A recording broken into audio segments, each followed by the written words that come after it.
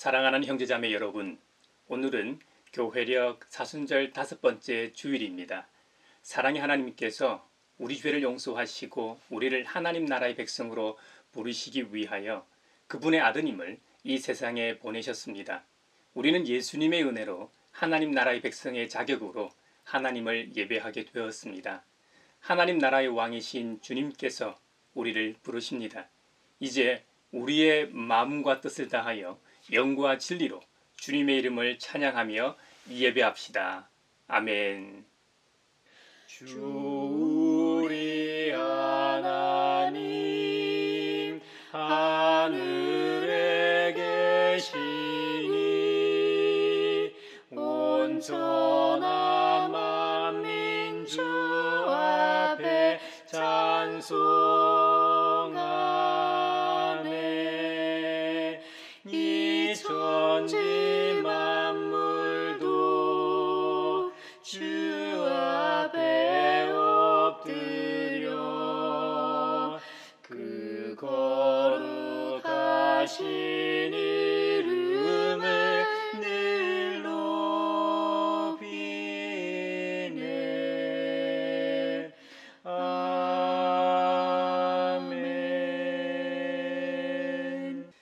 하나님, 주님의 한결같은 사랑으로 내게 자비를 베풀어 주십시오. 주님의 크신 긍휼을 베푸시어 내 반역죄를 없애 주십시오.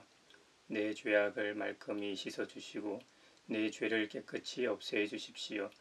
나의 반역을 내가 잘 알고 있으며 내가 지은 죄가 언제나 나를 고발합니다.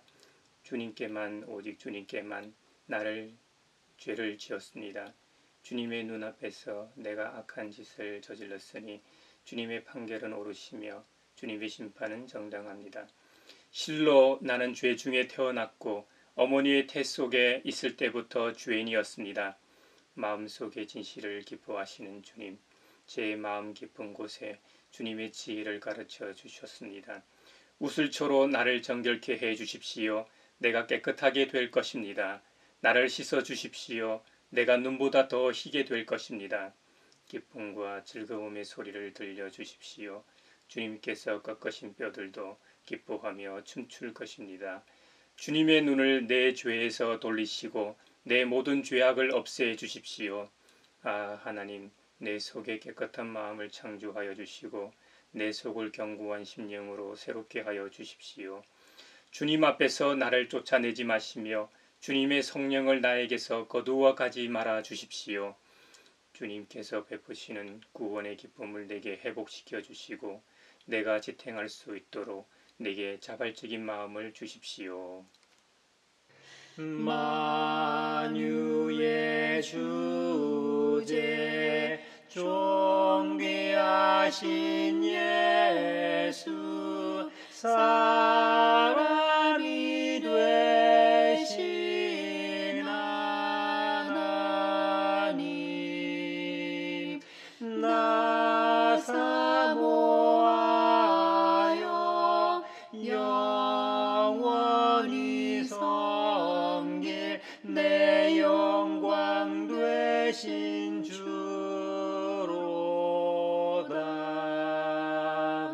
아멘. 주님 안에서 한 식구 된 형제자매 여러분, 지극히 높으시고 거룩하신 하나님 앞에 겸손히 엎드려 참 마음으로 우리의 죄를 자복하고 회개함으로써 새로운 말씀을 받으십시다. 용서하신다는 말씀을 의지하여 우리 죄를 고백하오니 용서하시는 하나님이시며 은혜로우시며 긍휼히 여기시며 더디 노하시며 인자가 풍성하신 하나님, 우리 죄를 용서하시고 모든 불의에서 우리를 깨끗하게 해 주시옵소서. 주여 주 예수여 저를 기억해 주소서.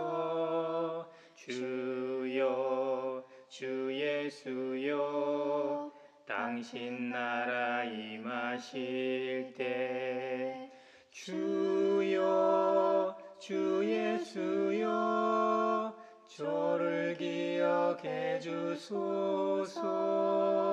주여 주 예수여 예수여 당신 나라 임하실 때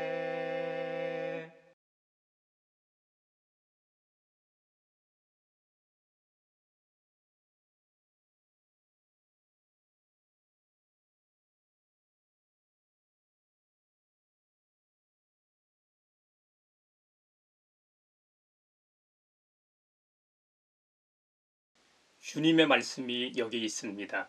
우리 중 누가 정죄의 자리에 설 수 있습니까? 오직 그리스도 우리를 위해 죽으시고 다시 살아나신 주님뿐이십니다. 그 주님께서 이렇게 말씀하셨습니다. 나도 너를 정죄하지 아니하노니 가서 다시는 죄를 범하지 말라고 약속하신 우리 아버지 하나님께서 여러분의 죄를 용서하셨음을 주님의 이름으로 선언합니다. 아멘. 찬미하여라 오 나의 영혼아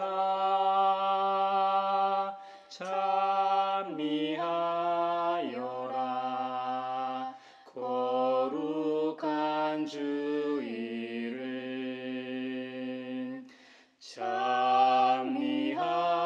찬미하여라 오 나의 영혼아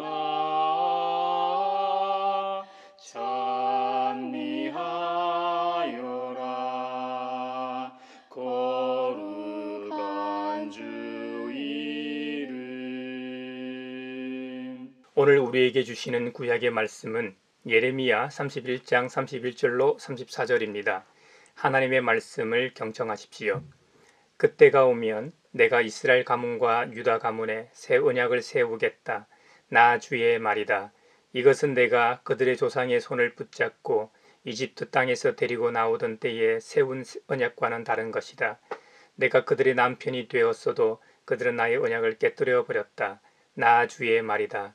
그러나 그 시절이 지난 뒤에 내가 이스라엘 가문과 언약을 세울 것이니 나는 나의 율법을 그들의 가슴 속에 넣어주며 그들의 마음판에 새겨 기록하여 나는 그들의 하나님이 되고 그들은 나의 백성이 될 것이다. 나 주의 말이다. 그때에는 이웃이나 동포끼리 서로 너는 주님을 알아라 하지 않을 것이니 이것은 작은 사람으로부터 큰 사람에 이르기까지 그들이 모두 나를 알 것이기 때문이다. 내가 그들의 허물을 용서하고 그들의 죄를 다시는 기억하지 않겠다. 나 주의 말이다. 아름답고 귀한 말씀 생명샘이로다 아름답고 귀한 말씀 생명샘이로다. 오늘 우리에게 주시는 서신의 말씀은 히브리서 5장 5절로 10절입니다. 하나님의 말씀을 경청하십시오. 이와 같이 그리스도께서도 자기 자신을 스스로 높여서 대제사장이 되는 영광을 차지하신 것이 아니라 그에게 너는 내 아들이다. 오늘 내가 너를 낳았다 하고 말씀하신 분이 그렇게 하신 것입니다. 또 다른 곳에서 너는 멜기세덱의 계통을 따라 임명받은 영원한 제사장이다 하고 말씀하셨습니다. 예수께서 육신으로 세상에 계실 때에 자기를 죽음에서 구원하실 수 있는 분께 큰 부르짖음과 많은 눈물로써 기도와 탄원을 올리셨습니다. 하나님께서는 예수의 경외심을 보시어서 그 간구를 들어주셨습니다. 그는 아드님이시지만 고난을 당하심으로써 순종을 배우셨습니다. 그리고 완전하게 되신 뒤에 자기에게 순종하는 모든 사람에게 영원한 구원의 근원이 되시고 하나님에게서 멜기세덱의 계통을 따라 대제사장으로 임명을 받으셨습니다. 아름답고 귀한 말씀 생명샘이로다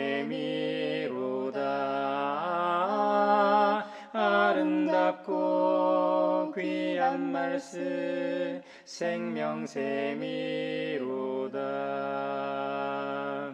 오늘 우리에게 주시는 복음의 말씀은 요한복음 12장 20절로 33절입니다. 하나님의 말씀을 경청하십시오. 명절에 예배하러 올라온 사람들 가운데 그리스 사람이 몇 있었는데 그들은 갈릴리 벳세다 출신 빌립에게로 가서 청하였다. 선생님, 우리가 예수를 뵙고 싶습니다. 빌립은 안드레에게로 가서 말하고 안드레와 빌립은 예수께 그 말을 전하였다. 예수께서 그들에게 대답하셨다. 인자가 영광을 받을 때가 왔다. 내가 진정으로 너희에게 말한다. 밀을 하나가 땅에 떨어져서 죽지 않으면 한 알 그대로 있고 죽으면 열매를 많이 맺는다.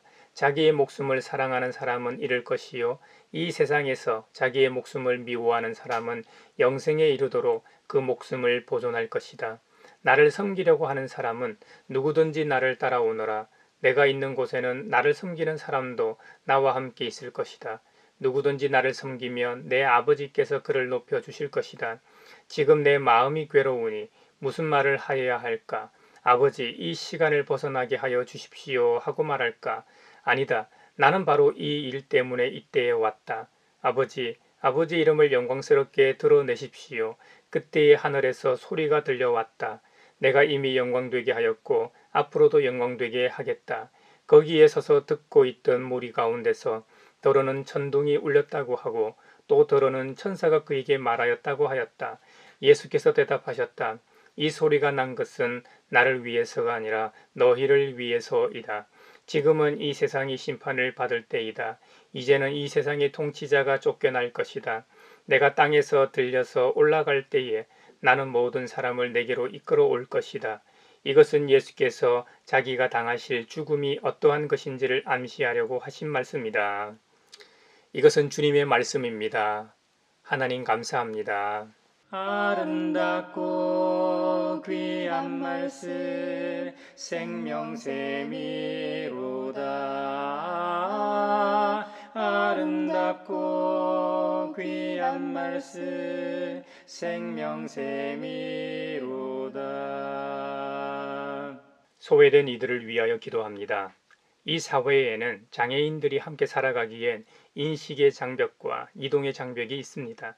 최근 시흥 장애인 종합복지관 등의 장애인 단체가 경기도 시흥에 있는 한 아파트 앞에서 기자회견을 열어 장애인 이동권 보장을 촉구하기도 했습니다. 같은 아파트 주민으로 장애가 있는 주민의 계단 경사로 설치 요구를 비용이 많이 든다는 이유로 거절했다고 합니다. 시흥시에 의하면 아파트는 법률로 규정된 장애인 등 편의시설 설치 대상이므로 장애인, 노인, 유모차가 다닐 수 있도록 하라는 공고에 아파트 측은 주민투표에 붙여 사회적 약자를 위한 편의시설 반대가 압도적으로 많이 나왔다고 합니다.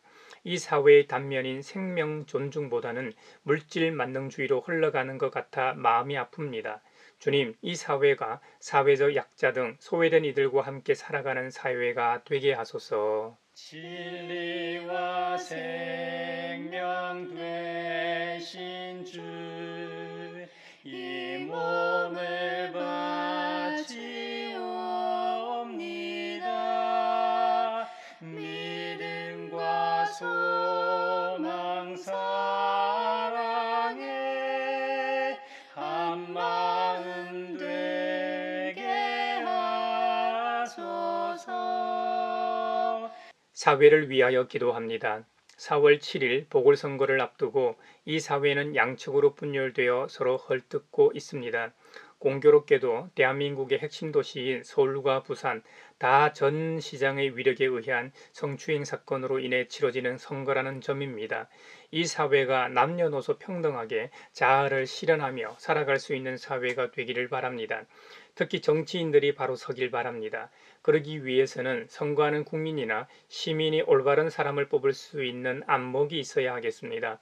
정당도 중요하지만 무엇보다도 인물이 중요함을 알아 그 자리에 알맞은 사람을 뽑을 수 있게 하소서. 진리와 생명 되신 주, 이 몸을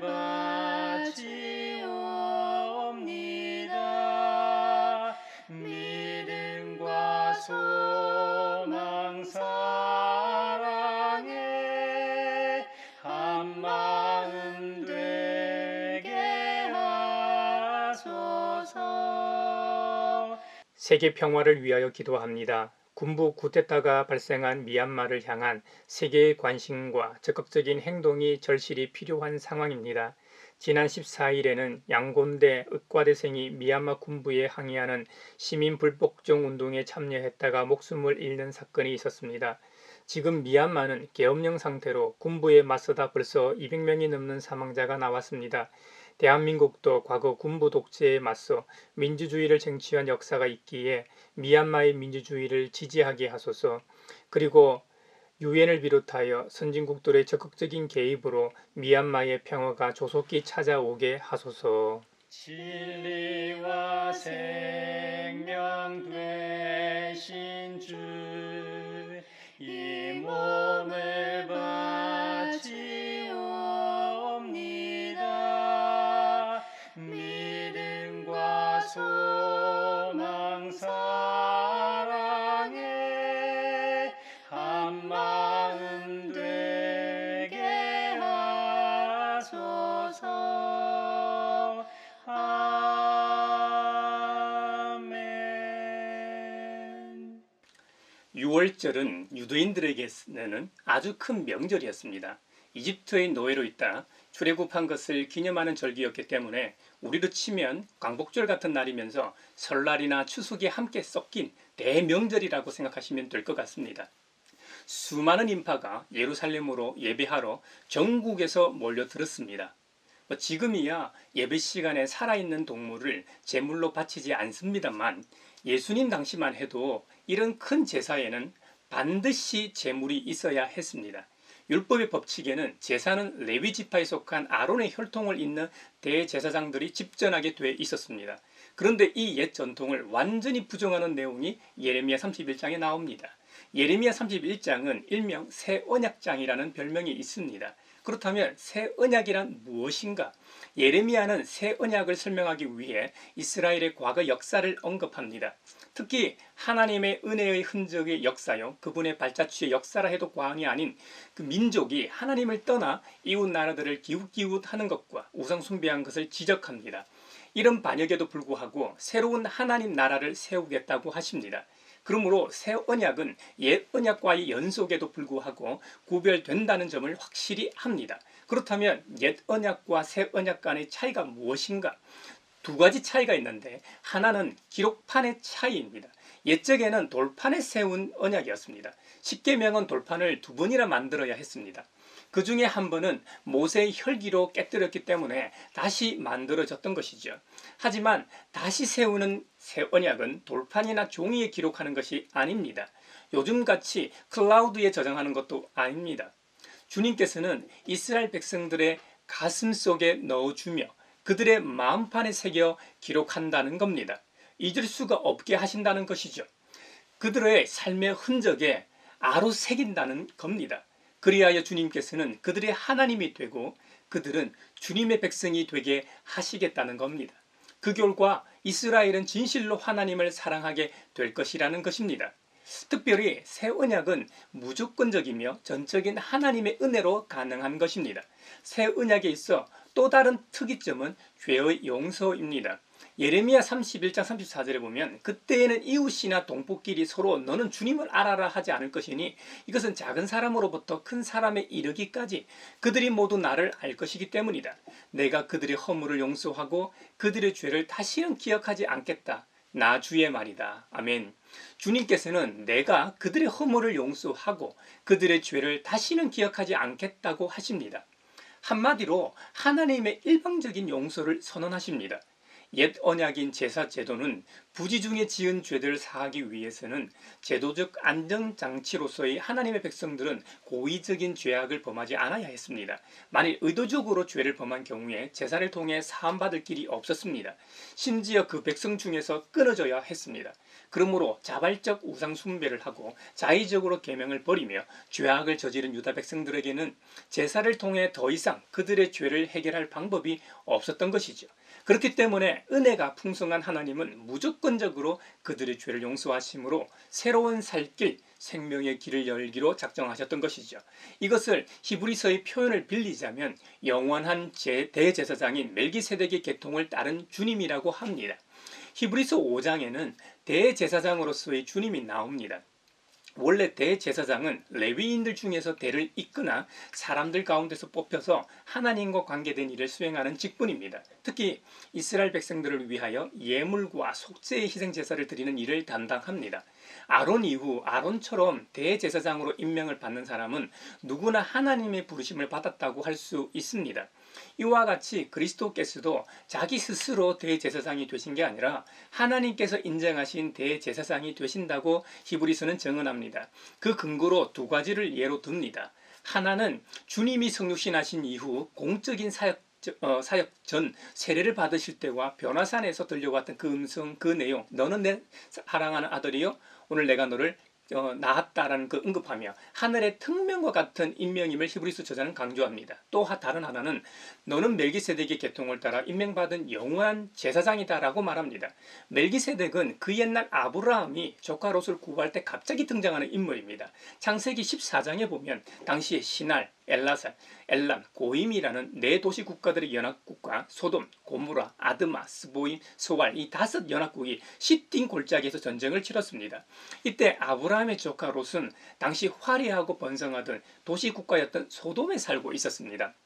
이 도시 국가 연합 전쟁에서 시날, 엘라살, 엘람, 고임 이 연합국이 전쟁에서 승리하게 됩니다.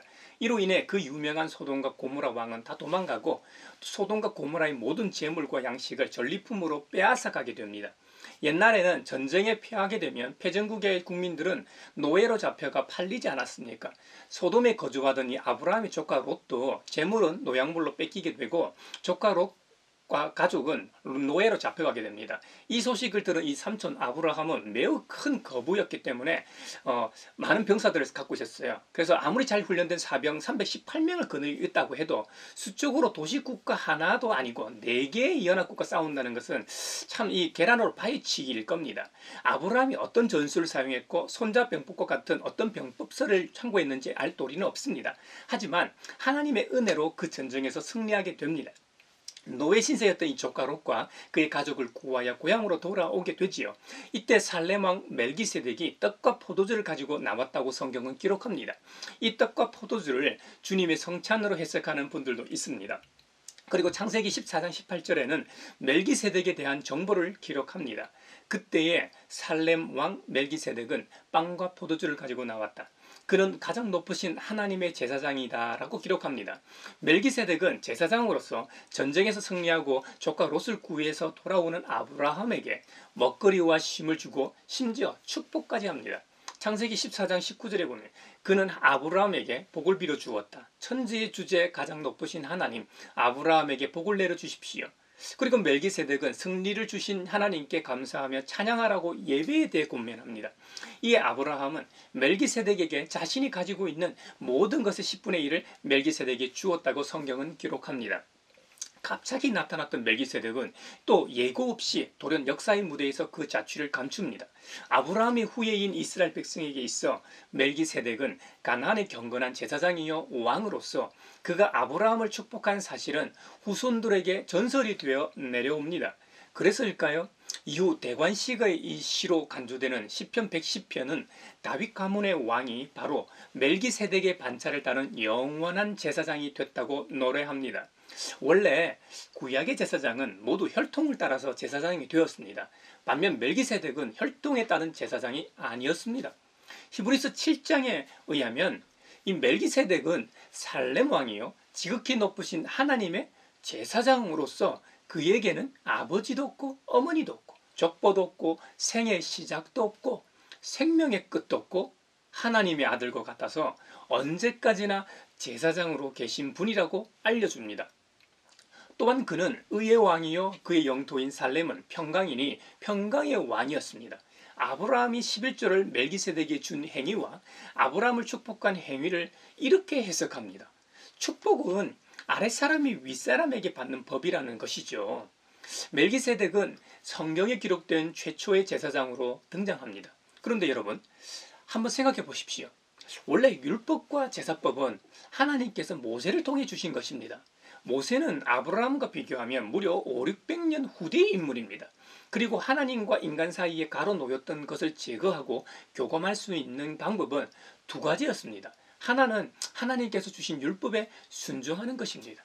그리고 또 다른 하나는 인간으로서는 율법에 순종하는 것은 불가능하기 때문에 불순종에 대한 참회로 제사 제도가 만들어졌습니다.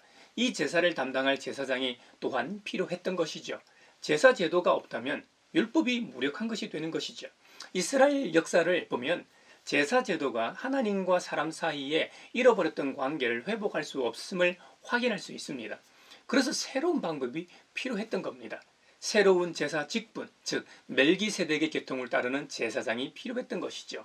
이러한 새로운 제사 직분이 옛날 제사장 제도와는 다른 점은 예전의 제사 제도가 소멸하는 육체적인 것에 의존한 반면 새로운 제사 직분은 영원한 생명에 의존한다는 점입니다.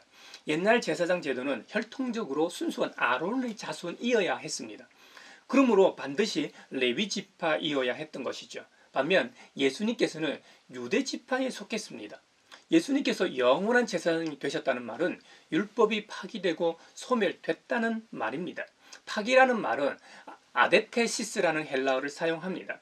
조약의 파기나 약속의 해소 또는 등록자 명부에서 말소하는 일 또는 법률이나 규정이 무효하게 되는 것을 의미합니다. 제사나 그러한 의식에 대한 모든 규정이나 이에 대한 속하는 사항은 낱낱이 예수님이라고 하는 제사장에 의해 무효가 됐다는 의미이지요. 최종적으로 예수님께서는 낡은 제사 제도가 할 수 없었던 일을 성취하셨습니다. 특히 제사장을 통해 간접적으로 하나님과의 접촉이 아니라 가로막혀 있던 이 휘장을 자신의 육체로 찢으셔서 누구나 직접 하나님 앞으로 나아가게 활짝 열어놓으셨습니다.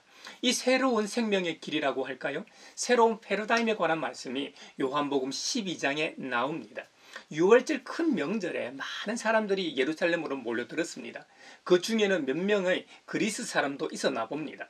그 그리스 사람들은 갈릴리 벳세다 출신의 빌립에게로 가서 청합니다. 선생님, 우리가 예수님을 뵙고 싶습니다.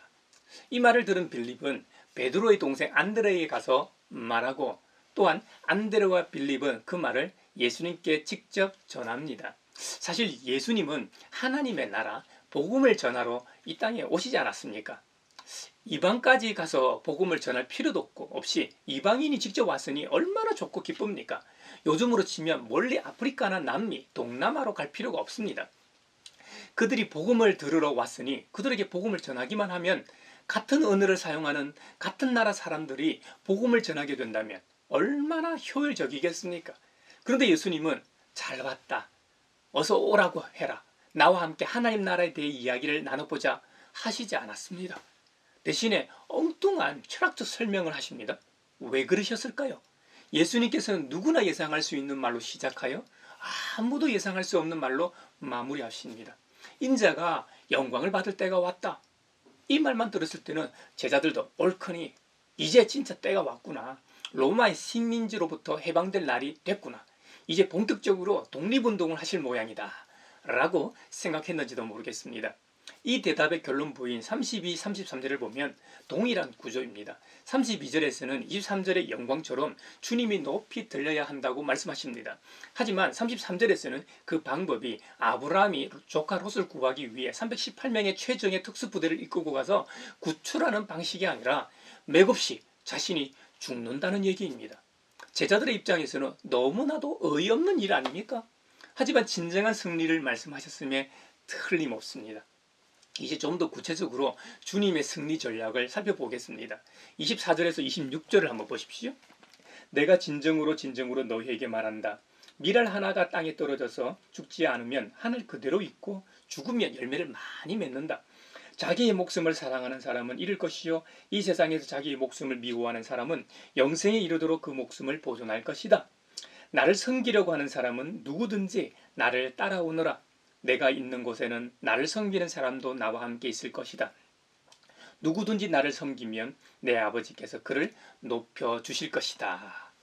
아멘. 이 위대한 영광을 말씀하십니다. 하지만 그 영광이라는 것이 세상의 가치와는 전혀 다릅니다. 아니, 정확히 완전히 반대되는 것입니다. 이것은 놀라운 역설입니다. 예수님의 영광은 당시 제자들이 기대하던 방식이 아니었습니다. 주님은 상상도 할 수 없는 하늘의 밀알 하나의 방식으로 영광을 보여주셨습니다. 양초가 자신을 태움으로 주위를 환하게 하듯 주님의 방식은 자기 희생적 방식입니다. 한 알의 밀알이 땅에 떨어져서 죽어야만 열매를 맺는다는 겁니다. 밀알 하나가 그냥 완전하게 보관되는 것만으로는 아무런 쓸모가 없다는 것이죠. 씨앗은 열매를 맺기 위해 차가운 땅에 떨어져 무덤 속에 매장되는 것처럼 그곳에 묻혀 죽어야 합니다. 자기 희생이 없이는 다른 열매를 맺을 수 없음을 말씀합니다. 자기 희생적 사랑이야말로 신이신 하나님의 사랑입니다. 한 알의 밀알이 땅에 떨어짐은 그의 성육신입니다. 죽음은 그리스도의 십자가에서의 죽음입니다. 밀알에게 있어 가장 낮아짐은 땅속일 겁니다. 이와 같이 창조주 하나님께 있어 가장 낮아짐은 피조 세계로 내려오심일 겁니다. 예수님께서는 밀알을 통해 주님 자신을 보여주고 계십니다. 2000년 동안 교회를 성장시켜 온 것은 수많은 순교자들의 피가 있었기 때문입니다. 한국 교회의 성장도 역시 초창기 선교사들과 일사각오의 신앙을 가졌던 믿음의 선배들 때문입니다. 주님의 말씀처럼 그들이 죽었기 때문에 교회가 산 것입니다. 반면 오늘 이 시대의 교회를 보십시오. 어떻습니까? 교회가 살아 있습니까? 아니면 건물 외장을 비롯하여 화려한 조명과 현란한 스크린, 각종 악기들을 동원한 찬양 소리는 높으나 진정한 찬양이 울려 퍼지고 있습니까? 세상은 우리의 예배를 존중합니까? 아니면 적어도 성경에서 말하는 예배와 교회가 맞다고 인정하기는 합니까? 주님은 분명히 말씀하십니다. 한 알의 밀이 땅에 떨어져 죽지 아니하면 한 알 그대로 있고 죽으면 많은 열매를 맺는다고 하십니다. 그리스도인들의 삶이 어떠해야 하는지 말씀하시는 걸 겁니다. 교회가 이전에 없던 부와 권력을 가지고 있는 듯합니다. 그 재물을 만지는 자들에게는 가룟 유다를 시험 들게 했던 유혹이 도사리고 있을 겁니다. 꽤 큰 사이즈 교회나 이 교단 정치에 관심이 많은 목회자들에게는 예수님 당시 종교 지도자들이 그렇게 놓기 싫어했던 권력이 유혹일지도 모르겠습니다. 이런 분들은 겸손하려고 해도 쉽지 않습니다. 주위에서 계속 높다고 부추기기 때문에 처음 마음과는 달라질 가능성이 있는 것이죠. 저와 여러분은 오늘날 기독교가 어떻게 시작한 것인지 다시 되새겨야 합니다. 한 알의 밀알처럼 낮아지신 창조주의 자기 희생적 사랑을 잊지 맙시다. 두 번째로 주님의 영광은 자신의 생명을 미워함으로 나타났습니다. 이 말은 자기 혐오를 말하는 것이 아닙니다. 타자를 향한 우선적인 사랑, 좀 더 성경적인 표현으로는 내 이웃을 내 자신과 같이 사랑하라는 말씀일 겁니다. 주님이 말씀하시는 자기의 목숨을 사랑하는 사람은 자기 애가 너무 강한 사람을 의미합니다. 자기를 추구하는 것을 말할 겁니다. 이것은 관심이 오직 자신에게만 있기 때문입니다. 자신만을 아름답게 하고 자신만을 부유하게 하고 자신의 편안만을 추구하는 사람을 말합니다. 이런 분들은 자기 생명을 잃어버린다고 경고하십니다. 그래서 주님은 사람이 만일 온 천하를 얻고도 자기 목숨을 잃으면 무엇이 유익하리요? 라고 경고하십니다. 그건 100번 맞는 말씀입니다. 여러분, 100억짜리 로또에 당첨된들 뭐 하겠습니까? 다음날 심장마비로 죽는다면 그 많은 돈이 무슨 소용이겠습니까? 우리 육체라는 것이 태어나면서 발달하기 시작합니다. 하지만 25세가 되면 정점을 찍고 노쇠하기 시작한다고 하지요. 아름답게 만들지만 늙어가고 부를 쌓지만 소요할 시간은 줄어들고 편안함을 추구하지만 몸의 기능은 쇠퇴해 간다는 말입니다. 한마디로 죽어가고 있다는 말입니다. 제가 지금 세상을 비관적으로 보는 염세주의적 말을 하는 게 아닙니다. 이것이 우리의 실존이요 현실이라는 것을 말하는 것입니다. 예수님께서는 자기의 목숨을 사랑하는 사람에 이어 자기의 목숨을 미워하는 사람에 대해 말씀하십니다. 이 두 유형은 대꾸를 이룹니다. 자기의 목숨을 미워하는 사람은 자기의 권리를 포기한 사람을 말합니다. 이것은 자기 중심적 삶을 한다는 의미입니다. 이것이 어떻게 이러한 일이 가능한가? 자기의 생명을 미워하는 것은 영생을 사모할 때 가능하다는 겁니다. 영생에 대한 사모가 자기 애에 대한 미움을 가능하게 합니다. 여기서 영생과 생명의 맞바꿈이 일어납니다. 영생은 메시아이신 하나님의 아드님을 믿을 때 일어납니다. 영생을 얻는다는 것은 자기의 생명을 위하여 살 수가 없게 됩니다. 생명의 가치는 자기를 비울 때 발생합니다. 만약 주님께서 창조주의 위치를 버리지 않으셨다면 이 땅에 성육신하지 않으셨을 겁니다. 창조주의 자기 비움을 통해 성육신이라는 실체가 가능했던 것입니다. 우리는 창조주가 아니기 때문에 완전히 자기를 비울 수 없습니다. 우리는 주님을 닮음으로, 주님을 본받음으로 자기 비움을 할 수 있습니다. 무엇보다 그 놀라운 신비와 비밀을 믿음으로 자기 비움에 이르게 됩니다. 그럴 때 진정한 주님의 영광이 드러나게 되는 것입니다. 세 번째로 주님의 영광은 섬김을 통해 나타납니다. 우리 주님께서 하나님을 섬기셨듯이 주님께서 피조물인 우리를 섬기셨듯이 섬김을 통해 영광은 드러납니다. 우리는 주님을 섬길 때, 주님을 따를 때, 타자를 내 자신과 같이 여길 때 그 영광이 드러나게 됩니다. 이것은 예수님의 제자가 되는 것을 말합니다. 주님의 말씀, 즉 가르침과 설교를 듣고 행할 때 우리의 삶의 자리에 주님의 영광이 드러나고 그 영광은 주님께 돌아가게 되는 것입니다. 예수님 당시 이스라엘은 로마의 식민지 상황이었습니다. 그러므로 예수님의 제자들을 포함하여 모든 유대인들은 당시의 정치적인 정황에 맞게 메시아를 기대했을 겁니다. 어쩌면 그런 메시아를 고대할 수밖에 없는 상황이었을 겁니다. 이 땅에 오신 이 하나님의 기대와는 전혀 다른 상황이었습니다. 그럼에도 불구하고 주님은 묵묵히 그분의 길을 걸어가십니다. 진정한 섬김이란 타자의 기대에 맞추는 것이 아니라 우선적으로 하나님의 뜻에 맞춰진 섬김이어야 할 겁니다. 그분의 말씀인 성경에 맞춰진 섬김이어야 한다는 말입니다. 그래야 하나님께 영광이 되고 진정한 영광이 나타나게 되는 것입니다. 주님은 섬김에 대한 여러 교훈들을 말씀하셨습니다. 너희 가운데서 위대하게 되고자 하는 사람은 누구든지 너희를 섬기는 사람이 되어야 하고, 누구든지 첫째가 되고자 하면 그는 모든 사람의 꼴찌가 되어야 모든 사람을 섬겨야 한다. 무엇보다 오늘 본문인 요한복음 12장 26절에 나를 섬기려고 하는 사람은 누구든지 나를 따라오너라. 내가 있는 곳에는 나를 섬기는 사람도 나와 함께 있을 것이다. 누구든지 나를 섬기면 내 아버지께서 그를 높여주실 것이다. 여러분, 우리 주님께서 섬김의 길, 섬김의 도, 주님을 따라오라고 하십니다. 그래야 주님께서 계신 곳에 우리도 함께 있게 된다고 하십니다. 섬기는 자는 또한 하나님께서 그를 높여주신다고 거듭 강조하십니다. 저와 여러분이 주님을 따르는 자가 되길 바랍니다. 그리하여 사람들이 높여주는 사람이 아니라 창조주 하나님께서 높여주는 피조물이 되기를 바랍니다. 우리 주님께서는 또 이렇게 말씀하셨습니다. 나는 마음이 온유하고 겸손하니 내 멍에를 메고 나한테 배워라. 그리하면 너희는 마음의 쉼을 얻을 것이다. 베드로 사도도 겸손으로 허리를 동이되 서로 겸손의 옷을 입으라고 권면합니다. 하나님께서는 교만한 자를 물리치시고 겸손한 사람에게 은혜를 베푸신다고 하지 않았습니까? 우리 모두는 다 하나님의 종임을 기억해야 하겠습니다. 또한 우리 모두가 택하심을 받은 족속이요 왕같은 제사장들이요 거룩한 민족이요 하나님의 소유가 된 백성임을 명심하고 서로 존중하며 섬겨야 하겠습니다. 오늘 새 언약으로 오신 주님과 그분의 영광에 대해 생각해 보았습니다.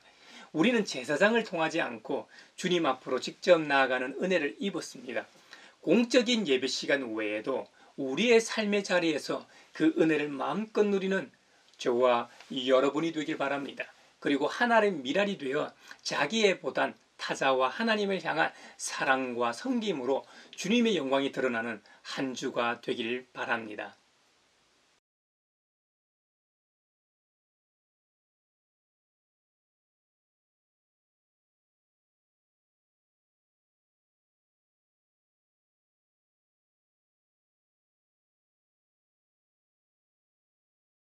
나의 하나님 받으소서.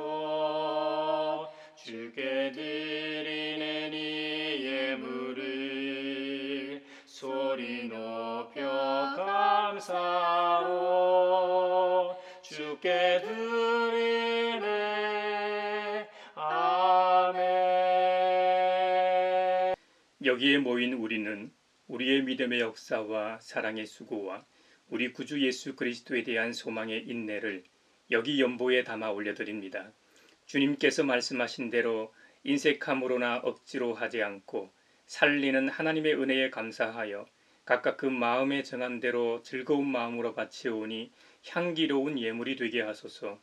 은혜의 주님, 우리의 정성을 어여삐 여기시어 주님께서 베푸신 은혜에 비하면 보잘것없지만 말씀하신 대로 미리 구별하여 드려오니 기쁘게 받으시옵소서. 우리의 가진 것이 비록 적어도 바치는 기쁨은 더 커지고 버는 것이 적어도 나누는 즐거움은 더욱 넘쳐 우리 믿음의 소문이 각처에 퍼지게 하소서.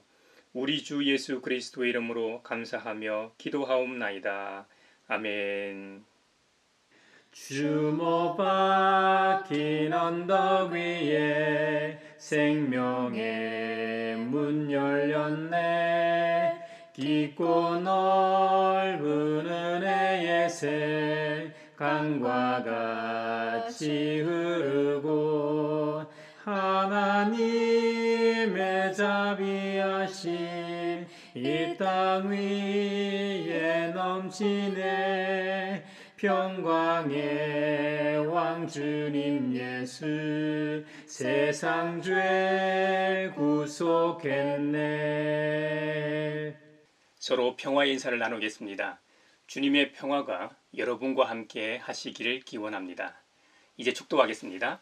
하나님 나라의 백성으로 부르신 하나님 아버지께서 여러분에게 복의 복을 내려주셔서 언제 어디서나 여러분을 지키시기를 원하며 주님께서 그분의 인자한 얼굴을 여러분에게 비추사 필요에 따라 물질과 건강과 은혜 베푸시기를 원하며 주님께서 여러분에게 그리고 여러분의 가정과 하는 일과 자녀들에게 함께 하시길 원하며 주님의 몸된 하나의 거룩하고 보편적인 사도적인 모든 교회와 코로나 종식을 바라는 이 나라와 세계 그리고 사순절 5번째 주간 동안 평강 주시기를 성부와 성자와 성령의 이름으로 축원하옵나이다.